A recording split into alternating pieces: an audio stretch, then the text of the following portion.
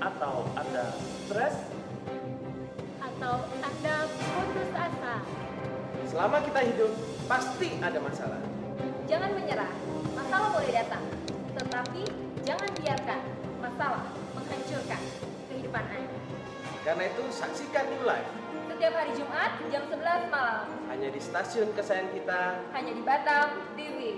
New Life.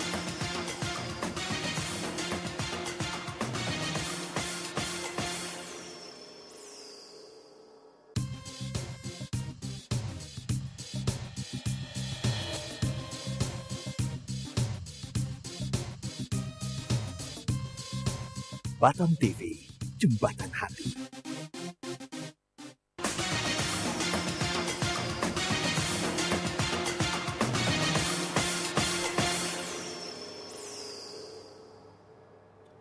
sesuatu yang besar sudah terjadi Sedang terjadi. dan akan terus terjadi. Selamat malam pemirsa setia New Life. Kita berjumpa lagi di acara yang pastinya akan merubahkan kehidupan Anda, New Life.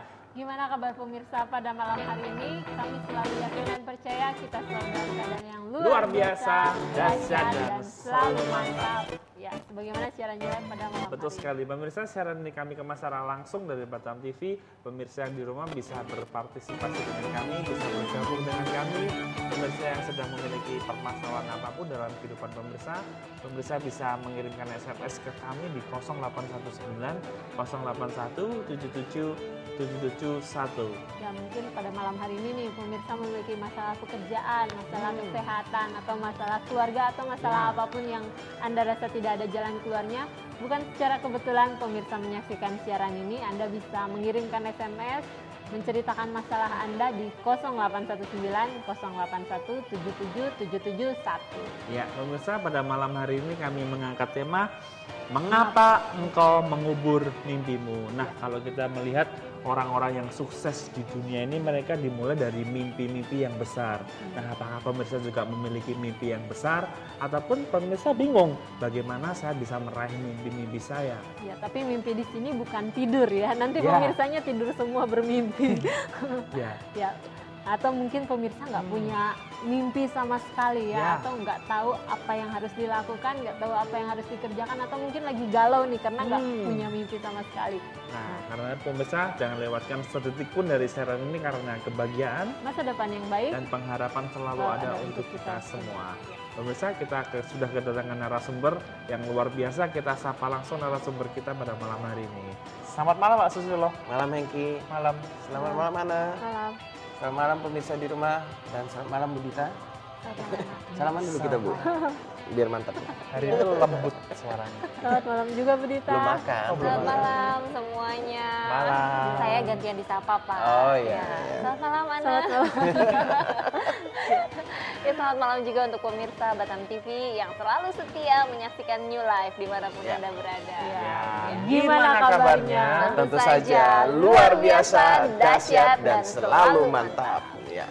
Nah, ini kalau temanya mimpi, kita tidur semua Pak. Yuk, Tapi yuk, yang yuk, dimaksud yuk. Ana bukan mimpi. Kenapa mengangkat tema Mengapa Engkau Mengubur Mimpimu? Ya, kita melihat dalam kehidupan ini kan selalu ada masalah, tantangan yang datang dalam kehidupan kita. Ya. Ya. Tema ini saya angkat karena waktu saya merenung, waktu awal-awal saya ke Batam, saya begitu semangatnya untuk melayani di kota Batam, menolong orang di kota Batam. Tapi karena keterbatasan dana, keterbatasan kemampuan, keterbatasan orang-orang yang mendukung, seakan-akan saya merasa seorang diri waktu datang ke Batam. Dan Berapa tahun lalu tuh Pak? Boleh ceritain? tahun 2004 saya datangnya. 11 tahun. Nah, Iya. awal-awal semangat, tapi dengan berjalannya waktu, terasa seakan-akan seorang diri, lalu saya dibawa dalam satu pekerjaan dalam posisi yang nyaman. Nah, posisi yang nyaman ini membuat saya, mimpi yang saya punyain ini mulai tenggelam. Kok bisa Pak? Nyaman kan seharusnya enak Pak. Seharusnya saya kembali mengingatkan akan mimpi gitu kan ya. Akan kerinduan pertama kali datang ke Batam. Tapi ternyata yang bisa mengubur mimpi itu bukan hanya tantangan. Zona nyaman juga bisa membuat kita mengubur mimpi. Kenapa? Karena kita tidak mau keluar dari zona nyaman itu. Gitu kan. Nah, waktu dalam kondisi enak ini, suatu saat saya ikut acara seminar gitu. Tiba-tiba waktu itu kami diajak merefleksi, merenung, lalu saya seperti dibawa dalam satu keadaan, teringat waktu pertama kali datang ke Batam.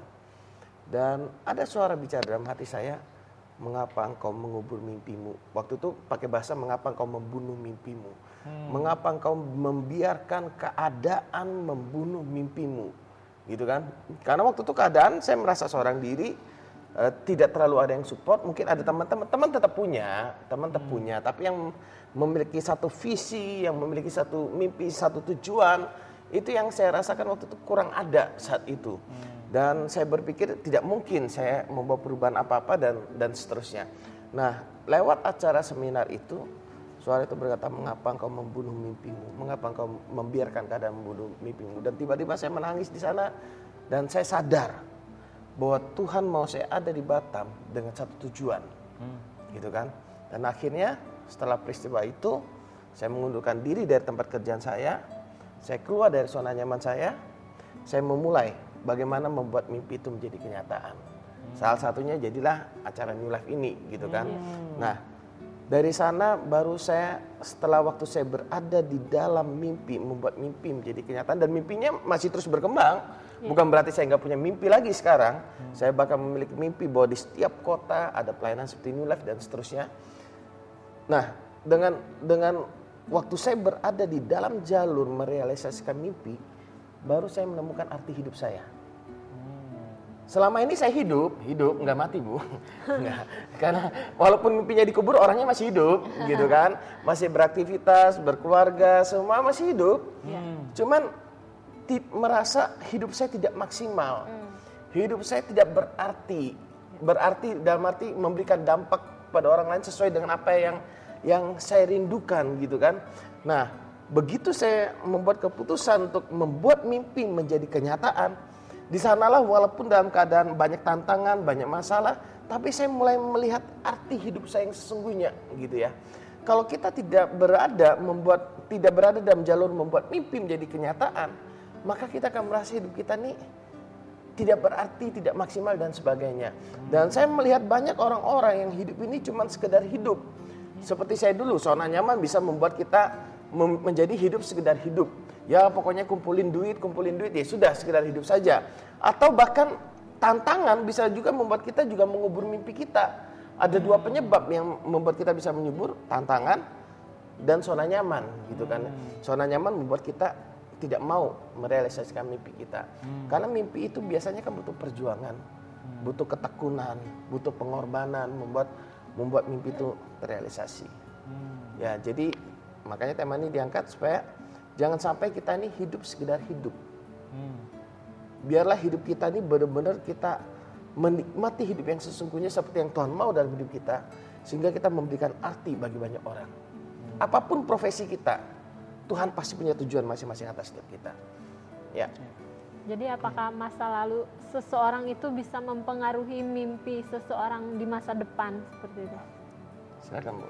Ya, memang dalam banyak peristiwa ya dan dalam banyak kasus yang kita jumpai di lapangan, memang mimpi seseorang itu sedikit banyak itu dipengaruhi oleh masa lalunya gitu. Ya. Akan tapi yang kami percayai hari ini adalah bahwa masa lalu memang bisa mempengaruhi, tetapi masa lalu bukan harga mati untuk menentukan akan menjadi apa seseorang itu, gitu. Jadi memang masa lalu bisa mempengaruhi seseorang, tetapi bagaimana kemudian seseorang tersebut bereaksi terhadap masa lalunya, apakah dia masih mau tetap hidup di bawah bayang-bayang masa lalunya, yang mana dia terus-menerus menyesali keadaannya, dia terus-menerus mengatakan bahwa dirinya tidak mampu, terus-menerus salah memandang dirinya, dan lain sebagainya, atau sebaliknya, dia mau berdamai dengan masa lalunya, dia mau mengatakan bahwa yang lalu sudah berlalu dan mulai saat ini saya buka lembaran yang baru dan memulai untuk memiliki mimpi yang baru gitu. Nah, itu semua sih tergantung dari sejauh mana kepercayaan yang dimiliki oleh orang tersebut. Apa yang dipercayai oleh seseorang itu sangat mempengaruhi apakah masa lalunya akan memberikan dampak atau tidak terhadap masa depannya. Karena apa yang saya alami ketika saya tidak memiliki nilai-nilai yang benar dalam kehidupan saya dulu gitu ya. Yang saya pikirkan adalah rasa luka hati di masa lalu saya, rasa sakit hati di masa lalu saya selalu dikucilkan di keluarga, saya selalu dipandang sebelah mata, saya selalu dihina, saya selalu diejek gitu. Rasa sakit yang ada di masa lalu saya ini yang terus menerus saya bawa, yang tanpa saya sadari itu mempengaruhi pola berpikir saya dan mempengaruhi pola bertindak saya, sehingga membuat saya akhirnya tanpa saya sadari mengubur apa yang menjadi mimpi saya. Saya mengubur semua yang menjadi kerinduan saya, dan saya tidak lagi mau ingat-ingat itu gitu, karena saya pikir saya ini nggak layak untuk bisa mendapatkan mimpi itu gitu. Tapi ketika kita memiliki nilai-nilai yang benar, baru kemudian disitulah awal dari sebuah terobosan di dalam kehidupan, baru bisa menatap masa depan dan bisa meraih mimpi itu gitu. Jadi memang masa lalu bisa mempengaruhi. Kalau Karena orang yang pola pikir, mempengaruhi pola pikirnya itu, mempengaruhi paradigma seseorang gitu. Nah, baru paradigma masa lalu ini baru kemudian bisa dirubah dengan memiliki pola pikir yang benar gitu. Jadi memang contohnya misalkan masa lalu, orang tua berkata, kita ini dari orang miskin, sudahlah, memang jatahnya kita ini orang miskin. Ya sudah, nah kalau kita percaya bahwa kita orang miskin dan kita tidak bisa berubah menjadi orang yang hidup berkecukupan atau bahkan berkelebihan dan berhasil, maka kita akan menjadi orang miskin Terus-terusan. Karena paradigmanya, pola pikirnya sudah tanamkan, saya orang miskin. Gitu, sehingga ada mau dapat duit banyak sedikit aja jadi takut, gitu kan. Nah, karena pola pikir masa lalu ini, misalkan contoh lagi ada yang dikatakan, kamu nih anak yang tidak berguna, besar mau jadi apa kamu? Jadi preman aja sudah kamu gitu ya. Kelihatannya itu masa kecil ini masuk dalam alam bawah sadar. Makanya waktu orang tua memarahin anak dengan kata-kata misalkan kamu anak tidak berguna, pegang uang gak bisa, jadi preman aja kamu bisa, kamu nih penjahat, kamu ini begini. Nah, itu akan mempengaruhi pola pikir sang anak waktu dia bertumbuh dewasa, dan akhirnya kalau itu tidak ada intervensi dari pihak luar untuk membenarkan pola pikirnya, dia akan jadi seperti apa yang dikatakan. Makanya ilmu psikologi berkata bahwa masa depan kita ditentukan oleh masa lalu kita. Secara khusus ada golden age, usia keemasan 0 sampai 5 tahun. Bagaimana kita mendidik anak itu kita bisa melihat di masa depannya. Memang itu benar. Namun waktu dalam perjalanan hidup kita, kalau kita diisikan lagi dengan hal yang lebih benar lagi, misalkan masa lalu kita salah nih, kamu miskin, kamu tidak berguna, kamu nih anak yang bikin repot orang tua, bikin susah, besar mau jadi apa dan segala macam. Kata-kata makian itu yang sering kita dengar waktu kita kecil, itu kan berulang masuk. Namun waktu kita bertumbuh dewasa, mulai dimasukkan dalam pola pikir yang benar. Kamu itu hidupmu berarti loh, berharga bagi orang lain. Kamu orang yang sukses. Tuhan mau kamu menjadi orang yang berhasil dan seterusnya. Dan itu juga harus berulang-ulang. Makanya kenapa orang ikut acara motivasi satu kali, habis motivasi semangat, setelah itu paling 1-2 bulan sudah down. Bahkan kami biasa di outbound itu yang setelah kita survei itu bertahan 3 bulan, 3-4 bulan. Itu kalau tidak diulang, makanya kalau tidak di follow up lagi, akan muncul lagi pola pikir yang lama ini menguasai. Apalagi waktu dalam perjalanan waktu, apa yang ditanamkan ini kelihatan belum berhasil. Kalau belum berhasil, pola pikir lama menguasai. Iya ya, memang dasarnya aku nih jatahnya orang miskin gitu misalkan. Ya jadilah dia seperti itu. Terus bagaimana orang yang dianya sendiri nggak punya mimpi, Pak? Maksudnya hidupnya ya udahlah, pokoknya hidup apa adanya, mengalir sajalah, jadi nggak memiliki mimpi. Nah, gimana Pak orang yang seperti itu, Pak? Nah, orang yang tidak memiliki mimpi pertama disebabkan karena dia tidak tahu merenung tentang arti dan tujuan hidupnya. Yang kedua, mungkin selama ini dia menjalani hidup ya cuma sekedar jalan saja. Mimpi itu datang hasil dari perenungan. Mimpi itu seharusnya muncul dari dalam kita yang begitu kuat. Dan ini peranan Tuhan dalam hidup kita sangat penting. Kalau saya mau tahu fungsi dari sebuah handphone ini, saya tanya sama penciptanya, gitu kan ya. Ini fungsinya apa? Misalkan belum ada yang tahu, saya tanya sama penciptanya. Oh fungsinya begini. Saya diberitahu, saya jadi tahu. Nah, untuk mengerti tujuan dan arti hidup kita dalam mimpi, kita pakai istilah mimpi lah, biar lebih gampang. Mimpi hidup kita harus bertanya kepada Tuhan. Setelah saya menjalani hidup sekian lama, apa yang Tuhan mau dalam hidup saya? Ada beberapa pertanyaan yang bisa membantu kita. Apa yang membuat beberapa pertanyaan untuk menemukan mimpi, cuman kita tidak khusus membahas itu karena kita membahas tentang mengapa kau mengubur mimpi. Contohnya, pertanyaan pertama, apa yang membuat kita selama ini paling bersemangat? Biasanya berada di area itu mimpi kita. Ya. Apa yang selama ini paling menyita beban pikiran kita? Yang saya rela melakukannya sekalipun tanpa dibayar. Nah, itu membuat semangat, rela melakukan tanpa dibayar. Kemudian tanya lagi, setelah ketemu nih, misalkan, saya paling semangat kalau misalkan marketing, gitu kan, misalkan. Kemudian apa yang ingin saya hasilkan? Kira-kira 20 tahun lagi apa yang ingin saya hasilkan? Kalau saya meninggal, saya ingin dikenang sebagai apa? Nah, itu beberapa pertanyaan untuk menemukan mimpi, gitu. Membantu untuk menemukan mimpi. Nah, tapi yang kita bahas hari ini, mimpinya sudah ketemu. Tapi fakta menghadang. Zona nyaman datang dalam hidup kita, buat kita nyaman, apakah kita tetap merealisasikan mimpi atau tidak. Tapi kan ada orang-orang yang berkata bahwa jangan bermimpi terlalu tinggi, nanti nggak kesampaian, jatuhnya sakit. Nah, gimana tuh, Pak? Silakan, Bu. Ya, kalau nggak mau jatuh sakit, tidurnya jangan tinggi-tinggi katanya. Bukan mimpinya yang jangan tinggi-tinggi, tapi tidurnya yang jangan tinggi-tinggi. Iya, sebenarnya ungkapan seperti itu disampaikan oleh orang yang biasanya patah hati ya, karena memang pernah memiliki pengharapan tetapi mungkin tidak kesampaian karena keadaan atau karena orang-orang yang ada di sekelilingnya misalnya, atau karena keterbatasan dana, berbagai macam hal gitu ya. Nah, kebanyakan orang yang seperti ini gitu ya, kemudian mencari kambing hitam gitu, mencari siapa yang bisa disalahkan. Bahkan mimpi tinggi-tinggi pun akhirnya jadi disalahkan gitu kan. Dia udah nyalahin orang, udah mungkin ya. Kemudian dia nyalahin keadaan, mungkin udah. Dia nyalahin nggak ada dana, mungkin sudah juga. Akhirnya yang dia salahin mimpinya juga gitu kan. Udahlah, nggak usah aja mimpi gitu kan.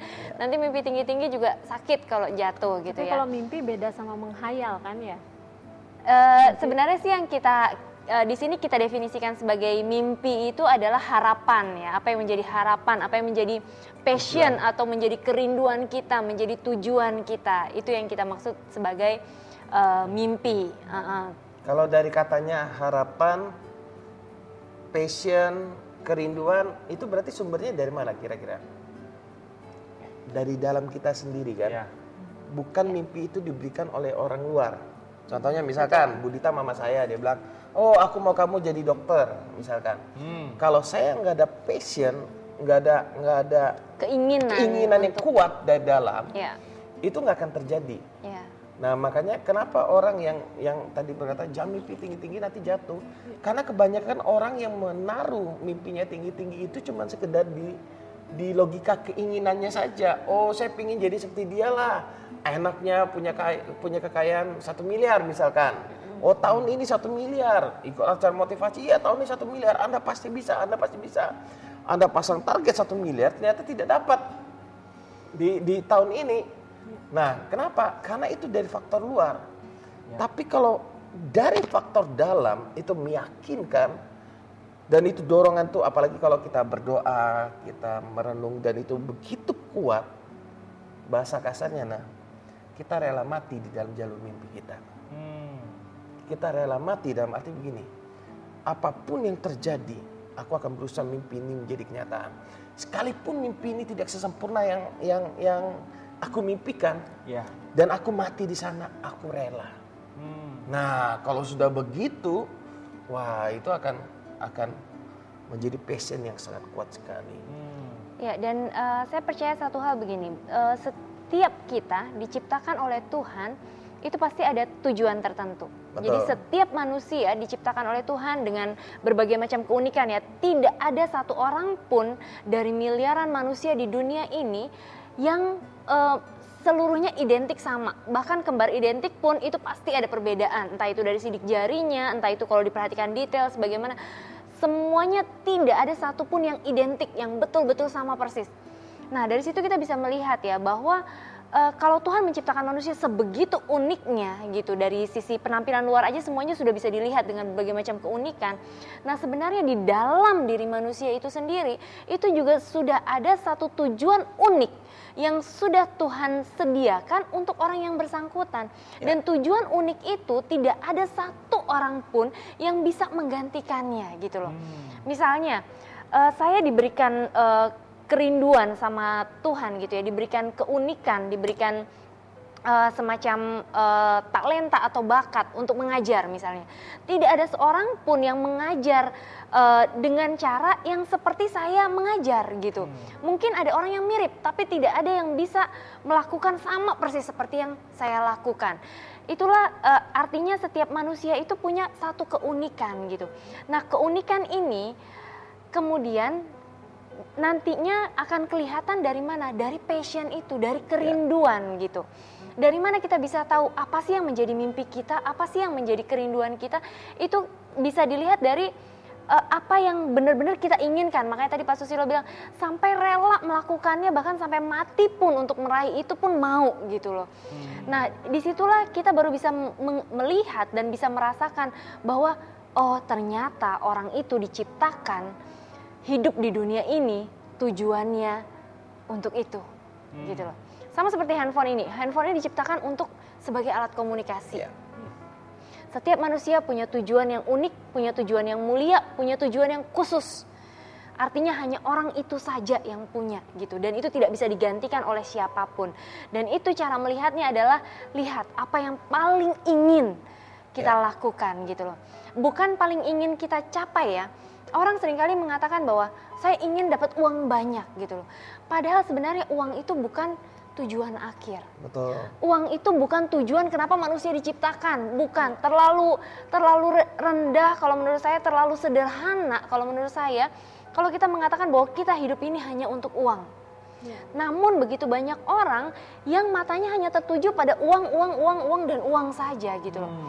Ketika kita berjalan untuk meraih passion kita, apa yang kita menjadi kerinduan kita, apa yang merupakan tujuan kenapa Tuhan menciptakan kita hidup di dunia ini, ketika kita fokus di sana, kita nggak usah khawatir, kita nggak usah mikirin duit, karena duit itu akan datang.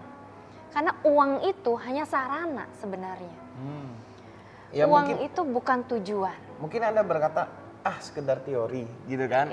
Nah, ini kebanyakan orang berkata, sekedar teori. Tapi waktu kita berjalan dalam tujuan Tuhan, sebenarnya Tuhan itu sudah menyediakan setiap berkat.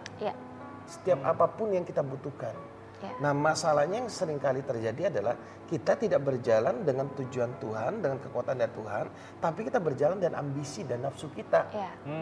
Itu dia yang sering kali membuat mimpi ini menjadi kabur. Sehingga orang bertanya, kenapa Tuhan tidak menjawab doaku? Sedangkan mimpi yang dari Tuhan itu pasti memberikan dampak bagi sekitar. Bagi orang lain. Kita hidup ini bukan buat diri kita gitu loh. Kita mau punya uang, mau 5 triliun juga nggak bisa kita bawa mati 1 rupiah pun. Gitu kan? Ya, satu berdampak bagi sekitar, Betul. yang kedua pasti berdampak bagi kekekalan. Artinya tidak hanya berguna bagi kehidupan kita hari ini, saat ini saja. Tapi bahkan berguna sampai di kehidupan kita di kemudian hari, pada saat kita sudah dipanggil pulang. Ketika tugas kita di bumi ini sudah selesai, apa yang menjadi mimpi kita itu, apa yang menjadi kerinduan kita yang paling dalam, apa yang menjadi tujuan kenapa Tuhan menciptakan kita untuk ada di dunia ini, itu akan bertahan sampai pada kesudahannya. Jadi kalau orang dia akan bertanya, bertahan selama-lamanya. ini mimpi yang benar atau mimpi karena keegoisan? Kadang kan ada yang aku bermimpi pengen punya rumah banyak, pengen punya uang banyak, mobil banyak, ataupun punya istri banyak. Nah itu apakah bagaimana membedakan mimpi itu mimpi yang benar atau itu hanya mimpi sebagai keegoisan atau yang dibilang Pak Susilo tadi hanya nafsu saja? Itu bagaimana? Yang pasti yang tahu orang tersebut ya. Betul. Kita bukan boleh. kapasitas kita untuk menilai mimpi orang lain. Bukan kapasitas kita untuk misalkan Hengki punya mimpi mau punya rumah 5 lantai. Saya bilang nafsu, bukan kapasitas kita. Tapi kalau itu memang muncul dari dalam hati, itu bisa terjadi. Semua mimpi itu asal dimuncul dari dalam. Kenapa Thomas Alva Edison waktu dia menemukan lampu, dia rela melakukan percobaan sampai ribuan kali. itulah yang dimaksudkan dengan passion yang begitu kuat, dorongan atau kerinduan atau kegairahan yang begitu kuat sehingga mati pun nggak ada masalah bagi dia di dalam sana. Nah, yang tahu kita sendiri, gitu. Nggak bisa kita menduplikat mimpinya orang. Ya. Ini dulu kebanyakan kita ini kan maunya kan menduplikat. Wah hebat dia dari tukang beca jadi pengusaha. Aku percaya aku juga bisa. Aku bukan tukang beca loh. Aku anak pengusaha. Aku juga mau. Nah ini menduplikat. Padahal mimpi itu masing-masing orang tadi Budita katakan unik dan spesial dalam hidup kita. Dan itu memberikan dampak yang luar biasa loh dalam hidup kita. Nah kalau ditanya bagaimana mimpi yang akan terrealisasi, jawaban saya sederhana. Yang pertama mimpi itu pasti berasal dari Tuhan. Ya. Yang kedua, salah satu cirinya dia memunculkan kegairahan di dalam hati kita yang begitu luar biasa yang akhirnya hidup kita ini tanpa kita sadari tertuju pada satu tujuan itu. Ya. Nah, yang ketiga, dampak dari mimpi itu bukan hanya buat kita. Bukan fokusnya itu di kita malah. Mimpi yang berasal dari Tuhan itu memberikan dampak bagi orang lain. Kalau misalkan saya punya rema bahwa saya akan punya perusahaan yang besar, pabrik misalkan. Nah kalau hanya sampai di sana supaya saya jadi kaya, saya meragukan apakah ini mimpi yang berasal dari Tuhan. Ingat seperti yang tadi Budita katakan, dampaknya sampai kekekalan. Artinya apa? Apapun yang kita perbuat dalam hidup ini akan dipertanggungjawabkan nantinya. Nah waktu kita mengerti apa yang menjadi kemauan Tuhan dalam hidup kita, dampak kekekalannya sangat indah gitu kan. Nah makanya waktu kita mengerti ada dorongan yang dari dalam begitu kuat, kejarlah itu. Tapi bukan berarti gini, aduh aku sudah punya istri, kegairahannya adalah mau kawin lagi gitu. Waduh. Itu. Dan tentu harus sesuai dengan standar moral Ya, ya. moral, ukurannya ya. nilai-nilai. Nilai-nilai dalam agama ya.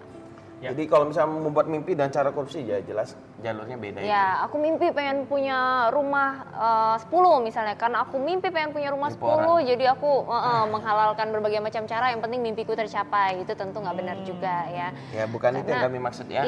Iya. Karena setiap orang pasti punya mimpi, punya satu kekasan kenapa dia diciptakan oleh Tuhan. Ada satu tujuan Tuhan yang begitu mulia. Dan ketika Tuhan yang memberikan tujuan pada orang tersebut, maka sebenarnya Tuhanlah yang akan memberikan kemampuan pada orang tersebut untuk menggapai mimpinya itu gitu. Dan tentu kalau Tuhan yang memberikan jalan, tentu jalannya pasti sesuai dengan standar moral kan begitu ya. Karena tidak mungkin bertentangan dengan sifat-sifat Tuhan gitu. Jadi kalau seseorang bermimpi banyak-banyak boleh ya gitu? Boleh, mimpi kan gratis ya, nggak bayar kok. Ya. Kalau buang air jangan banyak-banyak, apalagi di mall karena bayar kan. Ngantri. Bayar satu, kedua ngantri ya, Nah ya. Ya, tapi kalau mimpi kan enak tuh, udah nggak mesti ngantri, nggak bayar lagi gitu, nggak ada salahnya. Kita punya harapan, punya impian yang banyak gitu. Nah, tapi yang terbaik adalah tidak hanya sekedar mimpi, tidak hanya sekedar berharap, tapi mulailah melangkah. Karena impian itu hanya akan bisa dicapai dengan dimulai satu langkah kecil, tapi pasti. Makanya kita perlu merenung dalam hidup ini, mumpung masih awal tahun gitu kan ya, untuk kita bisa menemukan mimpi. Ya, kami masih menunggu SMS-nya di 0819 081 77 771. Kita ke SMS yang sudah masuk pada malam hari ini dari 5249. Halo, selamat malam. Selamat malam. Maaf nih, aku sedang putus asa tentang usahaku yang sampai sekarang belum naik. Jadi gimana caranya? Ini dia jualan bakso di Malaka. Nah, bisa dicoba menunya. Terima kasih. Bagaimana putus asa? Ya. Mungkin usahanya belum Bakso maksimal. Cablora, kita sebutin aja gitu ya. Oh, Coba iya. silakan. Bakso Cablora di mana nih? Alamatnya di Ruko Oma. Di Legenda Malaka. Ruko Oma Blok AA 1 nomor 11 depan SMP 12 ya. Ya. Yang pasti Pak kalau jualan bakso, semua bisnis itu sangat butuh network, jaringan ya, promosi. Waktu promosi itu sudah jalan, ujian berikutnya adalah rasa. Ya. Bagaimana dengan rasanya bakso kita, bagaimana rasanya kualitas kita, bagaimana pelayanan yang kita berikan, contohnya misalkan lagi kebersihan, tempatnya yang enak, yang nyaman gitu kan. Nah tentunya itu menjadi pokok pemikiran tersendiri. Bukan hanya sekedar promosi, tapi kualitas di dalam tidak dijaga, tapi bukan juga hanya sekedar jaga kualitas dalam, tapi nggak pernah beritahu kepada teman-teman gitu. Nah, tentunya ini perlu sinkron juga gitu ya. Dan percayalah Pak, usaha yang dijalani dan ketekunan itu akan membuahkan hasil. Ya. Dan kalau menurut saya Pak, berhenti untuk mengatakan bahwa usaha saya apa tadi SMS-nya, usaha saya sampai sekarang belum naik ya. Stop perkatakan hal-hal yang seperti itu ya Putus Pak ya. asa tentang usahanya juga ya, stop. Karena apa yang kita perkatakan Pak itu bisa mempengaruhi apa yang kita percayai Pak. Dan ketika kita sudah percaya di sana, akhirnya mempengaruhi pola tindakan kita Pak. Jadi kalau kita percaya yang negatif gitu ya, maka akibatnya adalah tindakan kita pun akan jadi negatif gitu. Nah, jadi mulailah dengan memperkatakan perkataan-perkataan yang benar, Pak. Mulai perkatakan bahwa usaha saya lancar, usaha saya berhasil gitu. Dagangan saya pasti laris gitu. Laris manis Tanjung Kimpul. Wah, Sido muncul kan apa tadi? Nama baksonya. Coba Bapak bayangin saya datang ke tempat Bapak, lalu saya tanya gimana Pak usahanya? Aduh Pak, usaha zaman sekarang susah, pusing misalkan. Bakso ini usaha bakso susah. Saya yang happy jadi susah juga Pak. Nah akhirnya orang nggak mau datang ke sana, gitu ya. Tapi kalau Bapak dengan suasana yang happy, Bapak memperkatakan perkataan yang benar, dan mati gini, bukan berarti kami mengajarin bohong, tapi ingat semua perubahan itu dimulai dari perkataan Pak. Waktu Bapak percaya, Bapak memperkatakannya itu akan terjadi gitu ya. Baksoku ini laris Pak, enak, coba silakan kasih dan sukses. Sebenarnya kalau Bapak bilang Bapak putus asa, menurut saya Bapak tidak putus asa, buktinya Bapak kirim SMS. Ya kan? Dan Bapak masih mempromosikan baksonya. Kita bantu promosi, nggak ada masalah Pak. Nah, jadi yang paling penting Bapak tetap semangat di sana, dan waktu melayani tamu juga happy saja. Nanti kami akan main ke sana Pak, nanti saya akan coba ke sana. Kita akan nyicipin. Mungkin bisa dicoba juga free wifi ya kan? belum pernah ada ini apa warung bakso yang free wifi Pak. Dibuat variasi, ada bakso tusuk apa macam-macam lah. Ya, bisa lanjut. Kami masih menunggu SMS-nya, kita beri sejenak. Pemirsa, kami masih menunggu SMS-nya di 0819 081 77 771. Kita saksikan pesan perubahan yang sesaat ini. Dan tetaplah bersama kami pemirsa.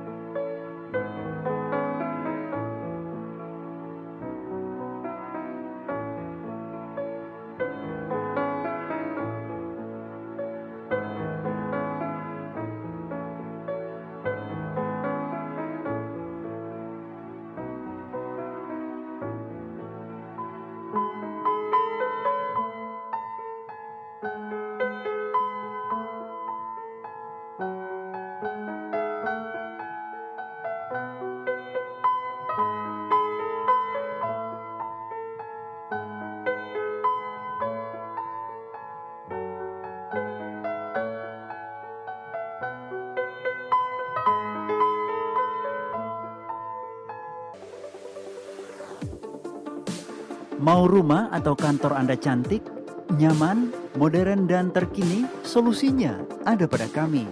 Custom Home memberikan pelayanan yang sesuai dengan kebutuhan dan keinginan Anda.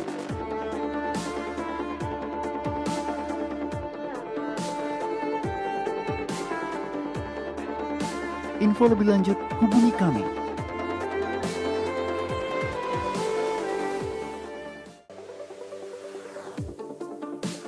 Mau rumah atau kantor Anda cantik, nyaman, modern, dan terkini? Solusinya ada pada kami. Custom Home memberikan pelayanan yang sesuai dengan kebutuhan dan keinginan Anda.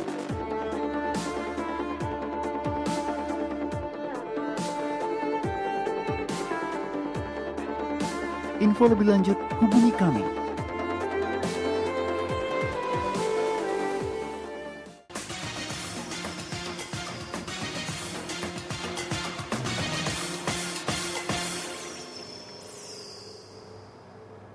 Terima kasih pemirsa karena Anda masih tetap setia bersama kami. Ya pemirsa, kami masih menunggu SMS-nya. Pemirsa yang sedang memiliki permasalahan dalam kehidupan pemirsa bisa curhat ke kami, bisa mengirimkan SMS di 0819 081 77771. Ya, kita ke SMS yang sudah masuk pada malam hari ini dari 6510.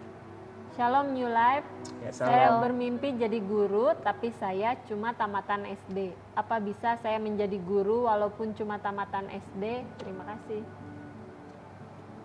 Ya, kalau menurut saya sih kalau ingin menjadi guru gitu ya, jangan berfokus pada tamatannya dulu gitu, tapi mulailah lakukan dengan apa yang bisa Anda lakukan dulu gitu. Misalnya di sekeliling nih ada anak-anak kecil gitu di sekeliling rumah Anda. Nah, mungkin Anda bisa mulai dengan menawarkan les privat untuk anak-anak itu gitu. Buka les-lesan di rumah kecil-kecilan gitu. Mulai dari ngajar 1-2 orang gitu. Menjadi guru kan bukan berarti harus menjadi guru di sekolah formal ya gitu. Nah, nanti pelan-pelan kalau memang, karena memang sih tidak bisa dipungkiri juga ya bahwa saat ini untuk bisa menjadi guru di sekolah formal tentu diperlukan adanya ijazah gitu. Nah, tapi bukan berarti ini harus mengurungkan niat Anda untuk menjadi guru gitu. Untuk meraih mimpi itu masih banyak jalan, karena begitu Anda mungkin sudah mulai ngelesin dari beberapa orang awalnya, itu kan Anda paling tidak sudah menjadi guru ya untuk beberapa orang. Paling enggak mimpi Anda sudah mulai bisa tercapai walaupun dari masih skupnya skup yang kecil. Dan jika Anda memang benar-benar rindu pengen jadi guru yang di formal, sekolah formal gitu ya, Anda bisa mengikuti yang namanya kejar paket gitu. Sekarang kan ada juga sekolah seperti di rumah gitu ya. Jadi apa ya Pak namanya?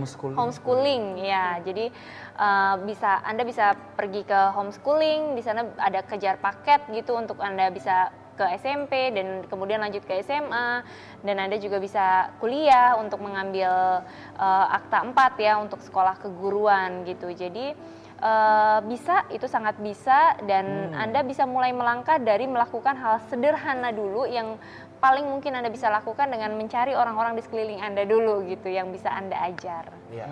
Yang pasti kalau secara akademik Anda nggak akan bisa mengajar di sekolah kalau hanya tamatan SD. Itu sudah pasti. Anda harus menambah kemampuan, Anda harus kuliah sekarang, dan Anda bisa ngambil sarjana pendidikan namanya. Sarjana pendidikan lalu tingkatkan sampai masa pendidikan. Kalau misalkan Anda merasa umur Anda sudah terlalu tua untuk hal itu, misalkan sudah berumur, satu hal yang pasti, guru itu ada di mana-mana. Anda bisa memberikan teladan hidup kepada banyak orang. Guru itu kan maksudnya kan mendidik. Gitu ya. Mendidik itu bukan hanya di kelas, bisa saja di luar. Anda mendidik orang bagaimana memulai usaha atau apapun. Jadi guru itu tidak harus formal. Memang kalau jalur formal, jalur akademik harus ada pendidikannya khusus.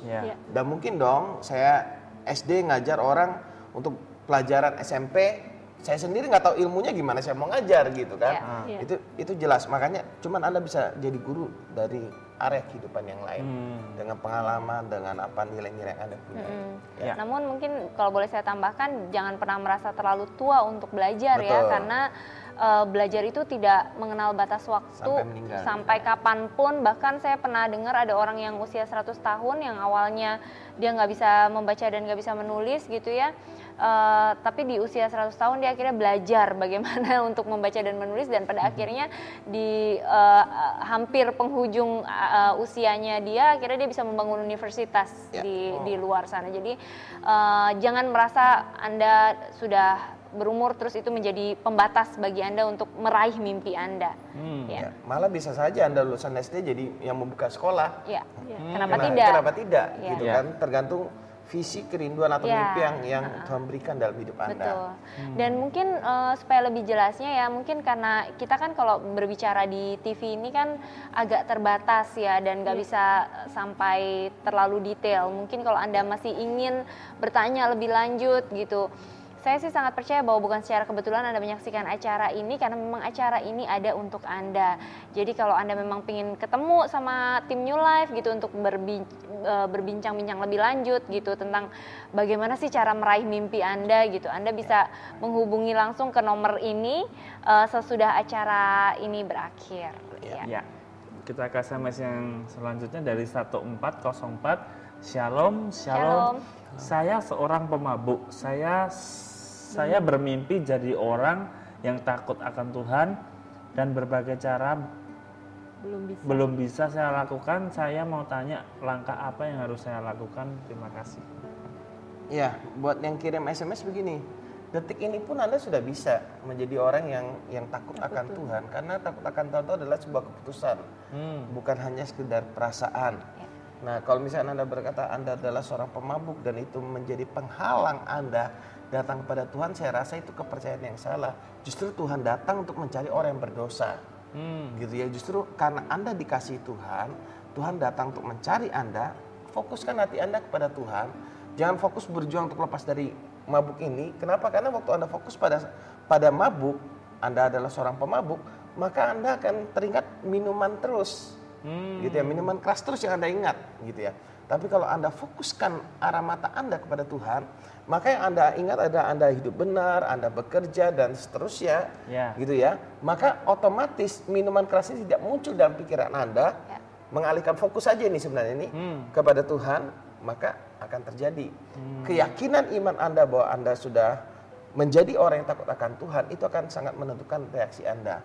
Nah, makanya buat yang kirim SMS, lebih enak kita ketemu. Saya akan kenalkan dengan Anda dengan orang yang dulunya pemabuk juga, kemudian bahkan pakai narkoba, sehingga Anda bisa lihat bagaimana hidupnya bisa diubahkan, gitu ya, free sex dan sebagainya. Makanya kalau Anda bertanya apakah saya bermimpi menjadi orang yang takut akan Tuhan, itu nggak usah dimimpikan. Itu sudah keputusan Anda. Malam hari ini Anda datang pada Tuhan. Tuhan, terima kasih, aku menerima Engkau. Kemudian minta ampun semuanya. Sudah, jalani aja hidup dengan normal. Maka Anda akan berubah. Dan tentunya Anda butuh komunitas yang sehat. Saya sebut komunitas pergaulan yang sehat, gitu ya. Orang-orang yang mensupport Anda baik secara rohani di dalam hidup Anda, memberikan nilai-nilai yang benar dalam hidup Anda. Jadi bukan malah menyalah-nyalain Anda, dasar pemabuk, yang diingatkan mabuk terus, ya Anda akan teringat terus, akan minuman keras terus. Tapi yang bisa mengingatkan Anda, ayo bekerja, kamu adalah orang yang diberkati oleh Tuhan. Ayo mulai melayani, kamu adalah orang yang dipakai oleh Tuhan. Sehingga tanpa Anda sadari bahwa semua kesalahan Anda itu tidak muncul lagi dalam hidup Anda. Ya, dan kalau saya mungkin sedikit mau sampaikan ya, bahwa ketika Anda memiliki kerinduan, Anda punya mimpi, Anda ingin takut akan Tuhan gitu ya. Saya mau katakan kepada Anda bahwa itu bukan mimpi Anda, tapi itu adalah mimpi Tuhan. Itu adalah kerinduan yang Tuhan letakkan di dalam hati Anda. Ketika Anda memiliki mimpi itu, sebenarnya Tuhanlah yang menempatkan mimpi itu di dalam hati Anda, dan untuk itulah Anda diciptakan. Anda diciptakan untuk menyembah Dia. Anda diciptakan untuk mengenal Tuhan dengan benar. Itulah tujuan kenapa Anda diciptakan gitu. Jadi kerinduan itu bukan hanya milik Anda, tetapi fakta yang sangat luar biasa yang malam ini saya ingin sampaikan adalah bahwa kerinduan itu adalah kerinduan Tuhan. Itu adalah hati Tuhan. Tuhan sangat rindu untuk Anda bisa merasakan bahwa Ia sangat mengasihi Anda. Jadi itu bukan mimpi Anda, tetapi itu adalah mimpi dari Tuhan. Kemudian yang kedua, bagaimana caranya mengusir atau menghilangkan mabuk. Saya cuma mau sampaikan satu hal sederhana, bagaimana caranya mengusir gelap keluar dari ruangan. Caranya sederhana, hanya nyalakan lampu. Ketika terang datang, gelap otomatis pergi. Nggak perlu susah payah diusir-usir, gelap pergi kamu, gelap pergi kamu. Nggak perlu diusir-usir kayak gitu. Saat terang datang, gelap otomatis pergi. Ketika Anda ingin mengalami perubahan di dalam kehidupan Anda, yang perlu Anda lakukan adalah undang terang itu masuk ke dalam hidup Anda. Ketika Anda mengalami Tuhan di dalam kehidupan Anda, tidak akan ada lagi kegelapan, tidak akan ada lagi kebiasaan buruk, dan semua hal itu dapat hilang dari kehidupan Anda dengan mudahnya. Karena ketika terang menguasai kehidupan Anda, secara otomatis gelap nggak akan berkuasa lagi. Kita ke SMS selanjutnya dari 2900. Mengapa manusia hidup penuh kebohongan? Ya, itu pilihan. Hidupnya siapa yang penuh dengan kebohongan? Ya mungkin karena Anda Merasa- bertemu dengan orang-orang Iya. yang membohongi diri Anda atau suka berbohong dan akhirnya Anda berpikir bahwa seluruh manusia hidup penuh Iya. dan kebohongan. Sebenarnya tidak seperti itulah. Iya. Masih ada di luar sana orang-orang hidup dengan integritas, Iya. dengan nilai-nilai yang benar. Jadi tidak semua manusia hidup dengan kebohongan. Kalau ditanya kenapa sampai seorang itu berbohong, pertama mungkin karena dia ketakutan, Ya. takut akan sesuatu, takut kesalahannya ketahuan, Iya. sehingga dia berbohong. Ya. Yang kedua karena dia menghalalkan segala cara untuk mencapai keinginannya dia, Ya. dalam arti dikendalikan oleh hawa nafsu sehingga dia berbohong gitu kan ya. Jadi kebohongan itu bisa muncul kan ada yang satu yang ingin ditutupin, yang atau satunya malah sesuatu yang sangat diinginkan, Ya. halalkan segala cara jadinya. Jadi kalau Anda bertanya kenapa orang berbohong, ya itu mungkin penyebabnya. Nah, Ya. namun tidak semua manusia dikendalikan oleh ketakutan dan hawa nafsunya. Sehingga berarti tidak semua manusia itu berbohong. Ya. Ya. Dan itu pilihan ya, maksud saya setiap manusia punya pilihan dalam hidupnya. Kalau Anda merasa Anda hidup dikelilingi oleh orang-orang yang suka membohongi Anda, ya itu pilihan mereka gitu. Tetapi Anda juga jangan lupa bahwa di dalam kehidupan ini Anda adalah manusia bebas yang memiliki kehendak bebas di mana Anda bisa memutuskan secara bebas tanpa harus terpengaruh dengan keputusan Betul. orang lain. Apakah Anda ingin menjadi manusia yang sama seperti orang itu atau Anda ingin menjadi orang yang berintegritas dalam artian apa yang Anda perkatakan sesuai dengan apa yang ada di dalam hati Anda, apa yang ada di dalam pikiran Anda, itu adalah orang yang berintegritas, orang yang apa adanya gitu. Ya. Kita ke sampai selanjutnya dari 0161, selamat malam New Life. Selamat malam. Selamat malam, saya selalu ingin jadi orang yang selalu berbuat sosial. Ya. Tapi setiap saya berbuat sosial ada aja orang yang menyebut dan melebih-lebihkan. Jadi kadang membuat saya malu seolah-olah terkesan saya pamer gitu. Jadi kadang saya nggak enak sementara saya berbuatnya nggak mengharapkan apa-apa. Senang saja dan puas bisa berguna untuk orang lain. Wow, keren nih. Ya. Ya, lanjutkan terus. Iya. Ya. Jangan gini. Langkah perbuatan kita jangan biarkan orang lain menghentikannya. Makanya Anda misalkan Anda punya kerinduan menolong orang gitu ya. Iya. Jangan biarkan keadaan yang mengatakan negatif tentang Anda sehingga mimpi Anda terkubur. Nah, akan lebih baik kalau Anda punya pergaulan yang memang memiliki mimpi yang sama. Ya. Ya. Nah, sehingga bisa saling menguatkan. Pasti zaman sekarang ini orang berbuat baik juga disalahkan. Disalahkan. Kadang orang berbuat salah malah jadi benar, kan kadang kita bingung. Nah, makanya bukan porsi kita menghakimi orang lain. Orang ngomongin Anda negatif bisa jadi dia iri Iya. gitu kan. Nggak apa-apa, pokoknya yang penting kita tahu apa yang kita lakukan itu benar, lakukan terus sampai mati. Ya. Ya. Dan yang terpenting adalah kita yang tahu kan ya motivasi di dalam hati kita nih Betul. seperti apa. Yang tahu hanya kita dan Tuhan gitu. Terkadang orang lain bisa jadi nggak mengerti apa yang ada di dalam hati kita. Tetapi ya bagaimanapun kalau kita memang punya keikhlasan, kita nggak ada keinginan buat pamer, kita memang niat untuk menolong orang, ya tetaplah berjalan apa adanya gitu. Karena kan toh kita hidup juga bukan buat orang lain ya. Betul. Jadi maksudnya bukan karena orang lain bilang apa kemudian kita menentukan kemana arah kehidupan kita gitu. Jadi jangan biarkan orang lain, keadaan atau situasi pada akhirnya mengubah integritas kita, siapa kita sebenarnya gitu. Iya. Kita ke SMS selanjutnya dari 6901. Selamat malam New Life. Selamat malam. Ya, Mau nanya nih, saya sudah lama ingin bekerja di kapal atau berlayar, tapi nggak tega ninggalin istri sama anak masih kecil. Tapi dia lama, Udah lama. tapi dah udah lama. lama itu cita-cita saya. Gimana solusinya New Life dari Ribun Tarigan? Silakan istri yang menjawab.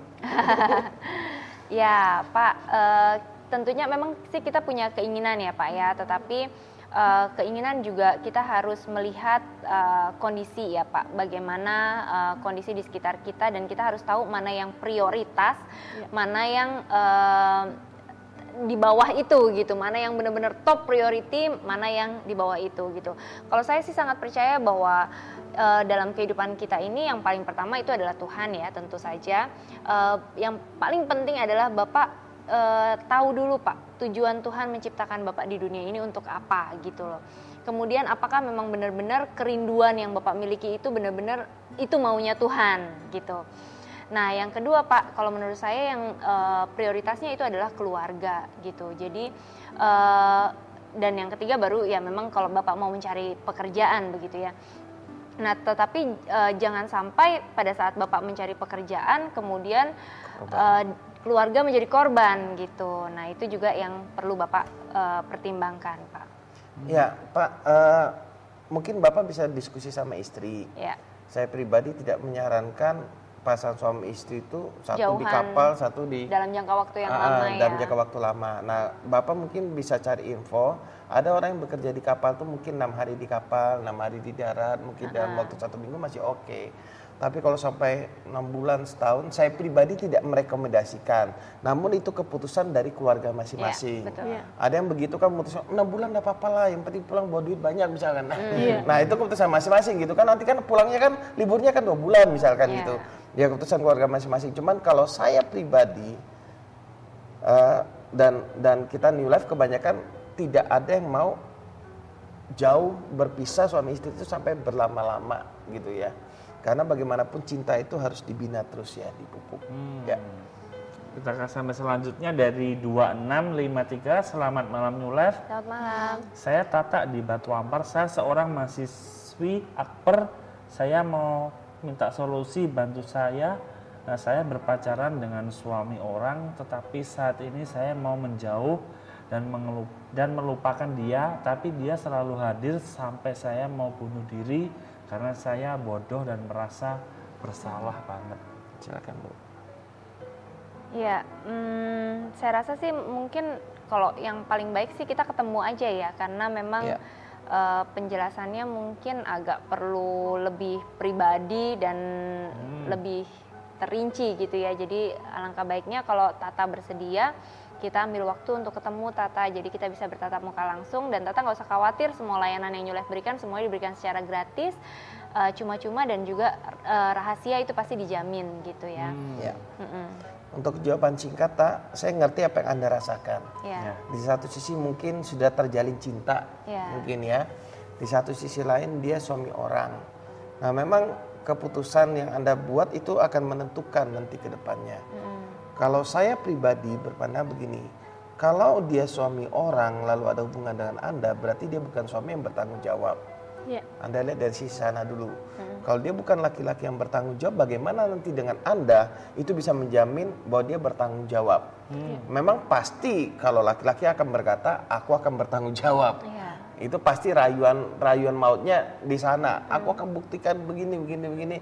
Dan apapun alasannya, kalau laki-laki sampai bangun hubungan dengan orang, pasti dia punya alasan untuk berkata, oh istriku begini. Nah, makanya Tak, lebih jelas, lebih bagusnya segera buat keputusan untuk menghentikan hubungan. Saya tahu mungkin kamu sudah berusaha, tapi mungkin keputusan untuk menghentikannya harus lebih jelas lagi. Misalkan ganti nomor HP, pindah kos, kemudian, nah yang masalahnya kuliah dia ya, ambil mahasiswi Akper ya, mahasiswi Akper kan.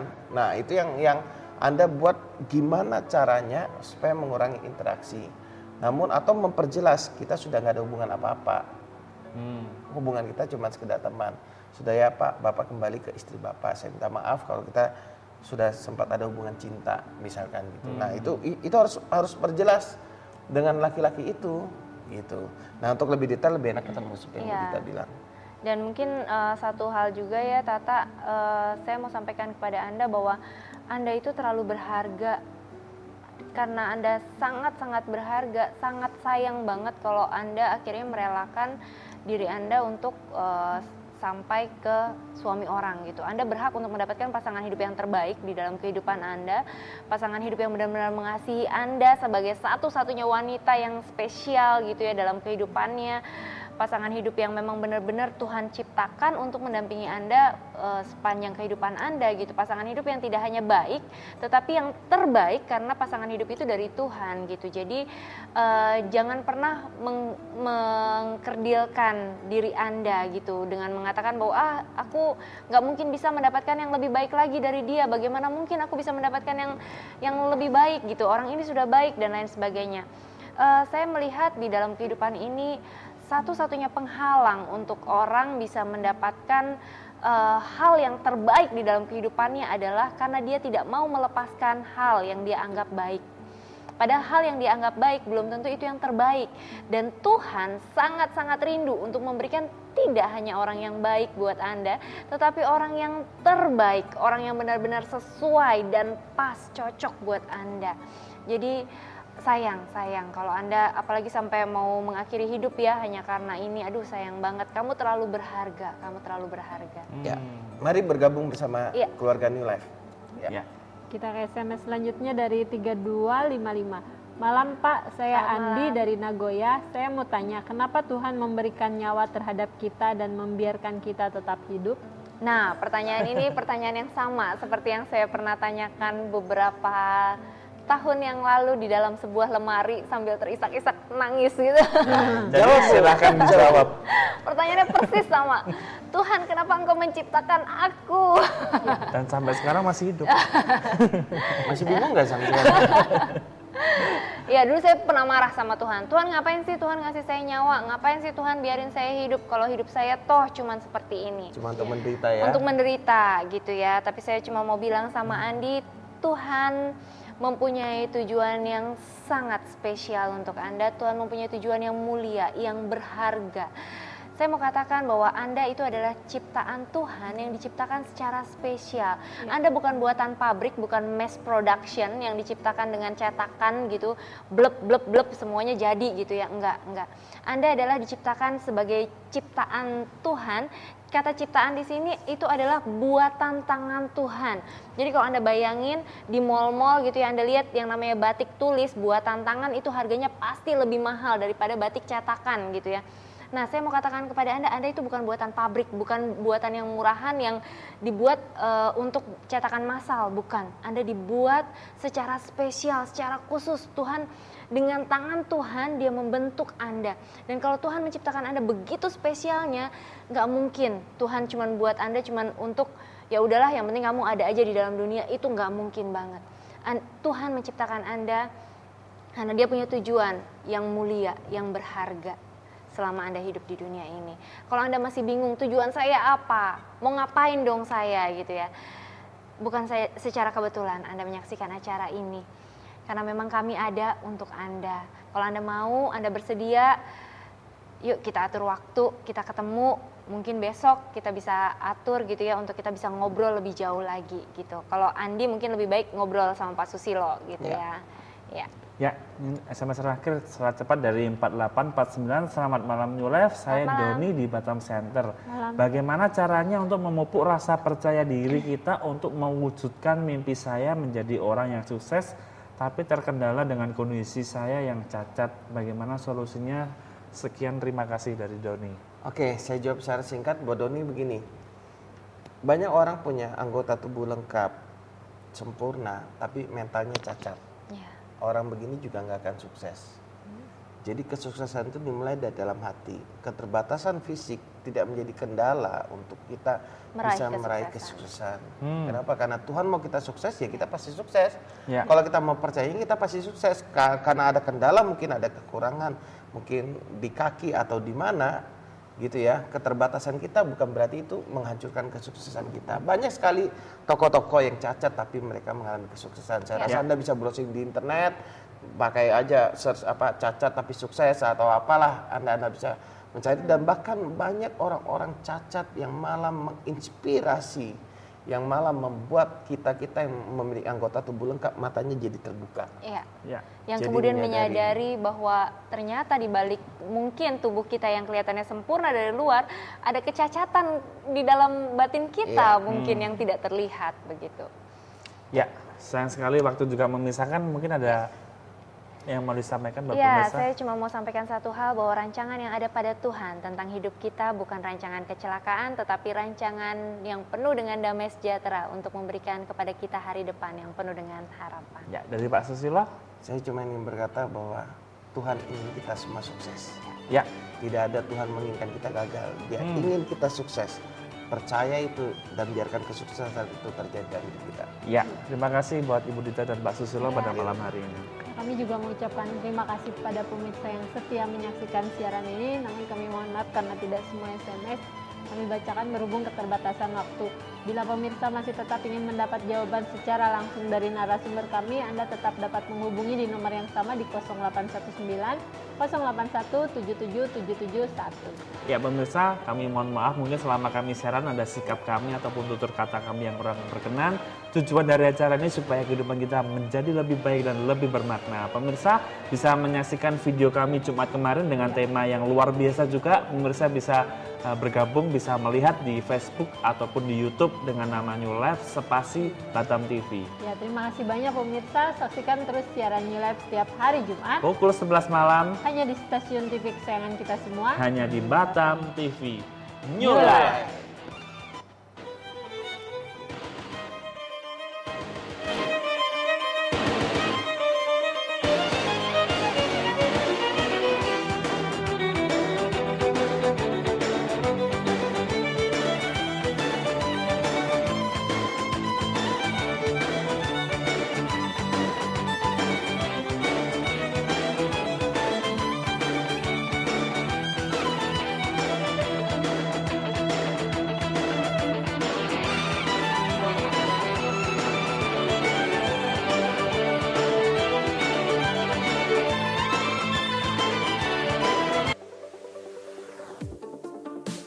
Mau rumah atau kantor Anda cantik, nyaman, modern, dan terkini? Solusinya ada pada kami. Custom Home memberikan pelayanan yang sesuai dengan kebutuhan dan keinginan Anda.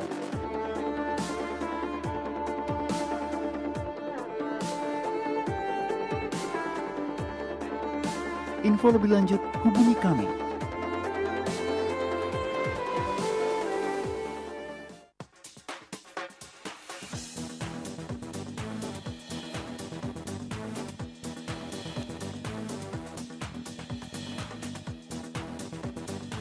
Batam TV, jembatan